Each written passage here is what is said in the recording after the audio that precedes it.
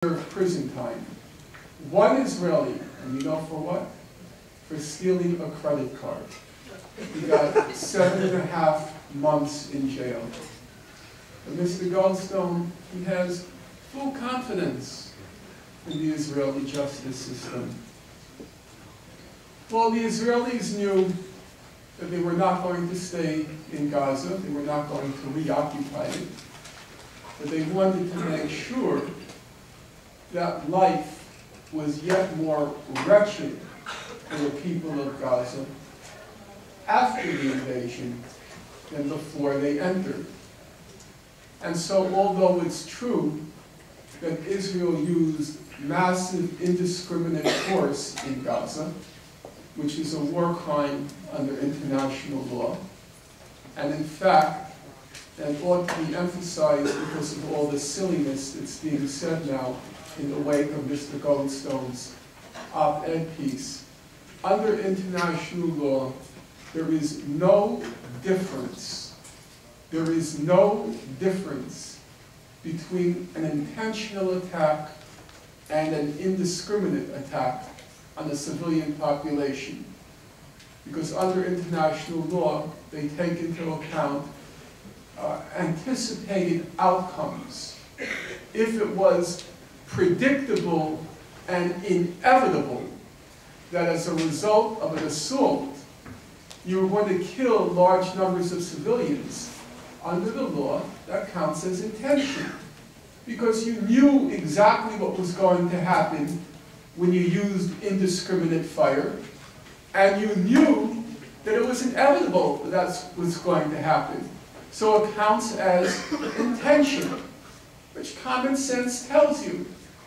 There are many people in the audience who perhaps don't like me. And if one of them, wielding a knife, came up to the stage, stabbed me in the heart, I have some security here, assuming for argument's sake they weren't here, you can't stab somebody in the heart and then you go before a judge and say, the judge asks what happened. He said, well, it's true I stabbed him in the heart, but I was just testing how sharp the blade was on my knife. The inevitable and predictable result of stabbing me in my heart is I'm going to get killed, I'm going to die. So it counts as an intention. So even though nobody disputes that Israel used massive indiscriminate force in Gaza, it is not true. It is not true that it was totally indiscriminate. In fact, there was a lot of discriminate force used in Gaza because the Israelis wanted to make sure that life would be yet more wretched for the people of Gaza. So Gaza had one operative flour mill, the El Badr flour mill. The others were 3 others. The 3 others needed spare parts, which were being blocked by Israel from coming into Gaza. And of course, Israel, during its assault on Gaza, it destroyed the one operative flour mill to deprive the people of Gaza of their basic staple. Gaza had 29 ready-mix cement factories. Of those 29, Israel destroyed 22 to make sure that the people of Gaza couldn't rebuild after the attack. And there was quite a lot to rebuild. Israel left behind 600,000 tons of rubble. 600,000 tons of rubble. Well, the humanitarian crisis in Gaza, it worsened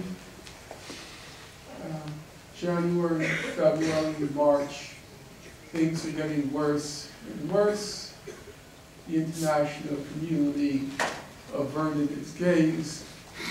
And then come May 2010, yet another attempt was made by a flotilla of boats to breach the blockade of Gaza. Israel said, we don't need a flotilla to breach the blockade. because there's no humanitarian crisis in Gaza. Israel said, yes, there's hunger in Gaza. We'll concede that. But they said there's no starvation in Gaza, so it's not a humanitarian crisis. Well, the international community said, well, there is a humanitarian crisis in Gaza. The International Committee of the Red Cross said the blockade is having a devastating impact on the 1.5 million people living in Gaza. The international human rights community said under international law, starvation is defined as causing hunger. So then a kind of surreal debate unfolded in the public. On the one hand, the humanitarian organizations were saying that Israel had put the people of Gaza on a starvation diet. And Israel said, not so. We put them on a starvation plus diet. And in the midst of this debate, the most obvious point got lost. Namely, what right did Israel have to put the people of Gaza on any diet? Even Israel's harshest critics, they agreed with Israel on one point. They said it's true, Israel's correct. It does have the right to prevent arms from entering Gaza. But that's not altogether obvious. International law is neutral on the subject of whether people fighting for self-determination have the right to use armed force. Technically, it's neutral. There's no stand, yes, it's legal, or no, it's illegal. It's neutral, the law.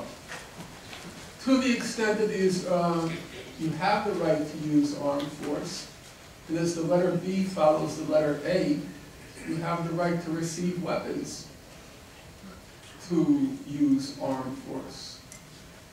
Now, some of you don't like to hear that. Why are we talking about armed force? Why are we talking about death? Shouldn't you be talking about peace?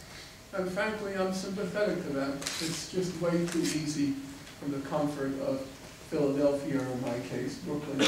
It's way too easy to be talking about armed struggle. But even if you're of that mindset, it's still totally hypocritical